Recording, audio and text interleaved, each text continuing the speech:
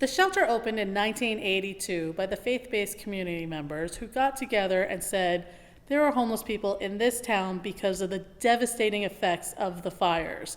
Do you know about Hoboken's blight in history? We had a really terrible time in the late 70s and early 80s where buildings were being delivered vacant, and it was a very sad and dark time for our community. And thankfully, the churches, the synagogues got together and said, what can we do about it? And Reverend Trefelsky said, well, I have a church that has a basement. Reverend Jeff Curtis said, well, I can stay there 3 nights a week. Rabbi Jeff Markey said, I can stay there 3 nights a week. And Sister Norberta said, I can stay there 1 night a week. And this guy showed up on the very first day with a carload of peanut butter and jelly sandwiches.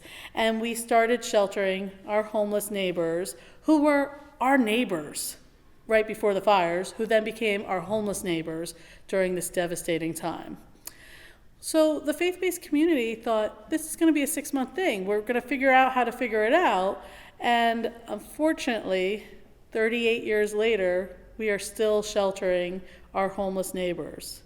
And people are surprised that our guests are born and raised right here in Hoboken, and that they grew up here, and that this is their home and this is their community. And I'm so glad that our community has embraced our neighbors and our guests and all the people in need who knock on our door for a safe place to sleep at night, a warm meal to eat, and a helping hand to move people forward. Because from 1982 until 2020, we have sheltered over 500,000 men and women, and we have served almost 3 million meals. And it's a bittersweet number to give you, because it's very sad that 3 million meals needed to be served in this community, but it is wonderful that we have the love and the support and the helping hands in order to be able to prepare those meals with love. Because I will loosely quote Gandhi, as I humbly learned from one of our guests, you can't talk about homelessness and hunger on an empty stomach. And that every single path to help someone move from the street to our shelter to their own home starts with the first step, which is a warm meal here at the Hoboken shelter. And that's thanks to all of you.